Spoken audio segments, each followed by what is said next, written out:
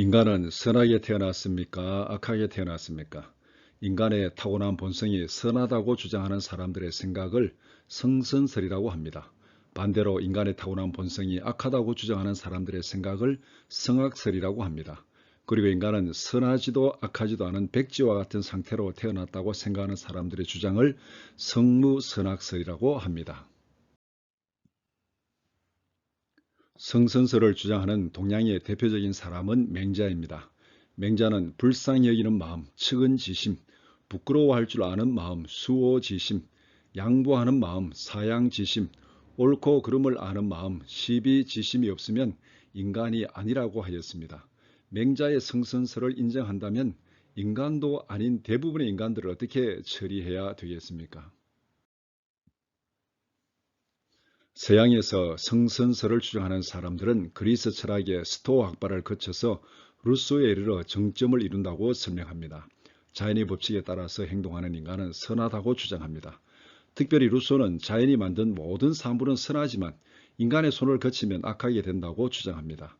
루소의 성선설을 인정한다면 선하게 만들어진 모든 사물을 악하게 만드는 악의 근원인 인간을 어떻게 처리해야 되겠습니까?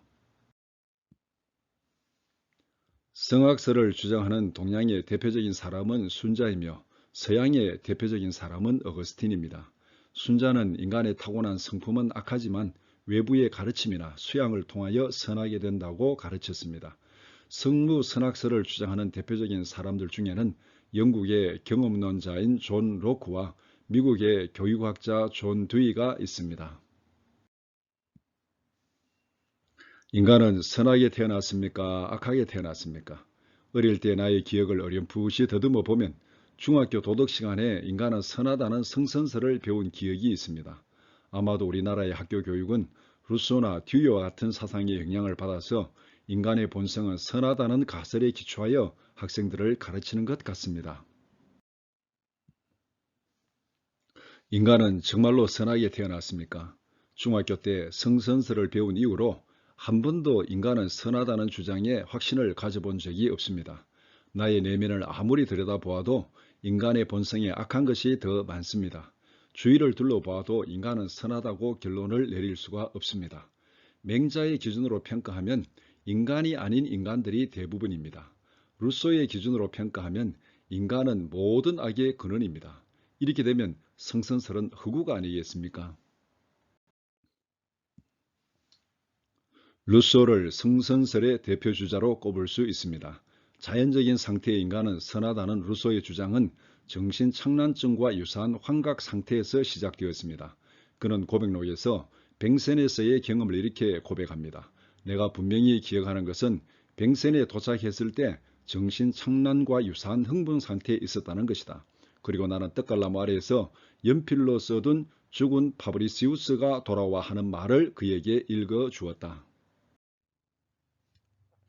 루소는 뱅센에서 있었던 정신착란증과 유사한 환각 상태의 경험을 편지에 이렇게 적었습니다. 내가 일찍이 그 나무 아래에서 보고 느낀 것의 4분의 1이라도 쓸 수 있었다면 나는 사회 제도의 모든 모순들을 너무나 명석하게 밝힐 수 있었을 것이고 또 현 제도의 모든 악패들을 너무나 힘차게 폭로할 수 있었을 것이고 너무나 간단하게 인간은 자연적으로 선량하며 인간이 나쁘게 된 것은 오로지 이러한 제도 때문이라는 것을 입증하였을 것입니다.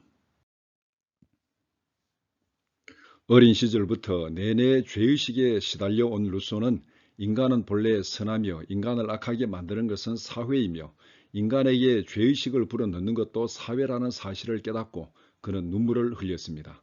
어린 시절부터 죄의식으로 인하여 그의 마음을 짓누르고 있던 감정적인 저항이 이때부터는 자신의 가치를 인정하지 않는 사회에 대한 공격적인 자세로 전환되어 문명사회를 맹렬히 비판하고 공격하기 시작하였습니다. 루소의 고백록을 통해서 읽을 수 있는 그의 마음 상태는 항상 욕망과 열등감과 죄책감과 분노가 가득 차 있었습니다. 루소는 고백록을 이렇게 마무리합니다. 만약 어떤 사람이 내가 방금 진술한 것과 다른 사실을 알고 있다면 그것이 수천 번 증명되었다 하더라도 그가 알고 있는 것은 거짓과 중상모략입니다. 자신이 말한 것과 다른 주장은 그것이 아무리 사실로 증명되었다 하더라도 가짜 뉴스라는 것입니다. 세상에 이런 자기 기만이 어디에 있습니까? 계속해서 루소는 이렇게 소리칩니다. 나로서는 소리 높여 그리고 거리낌없이 다음과 같이 선언합니다. 어느 누구든지 심지어 내 저서를 읽지 않았더라도 자신의 관점으로 내 천성, 내 성격, 내 품행, 내 성향, 내 즐거움, 내 습관을 검토하고 나서 나를 정직하지 않은 사람이라고 말한다면 그런 자들은 누구든지 교수형에 처해야 할 인간들입니다. 루소의 마음속에 있는 광기에 가까운 자기 중심적 분노와 폭력성이 어떤 것인지를 명백하게 보여줍니다.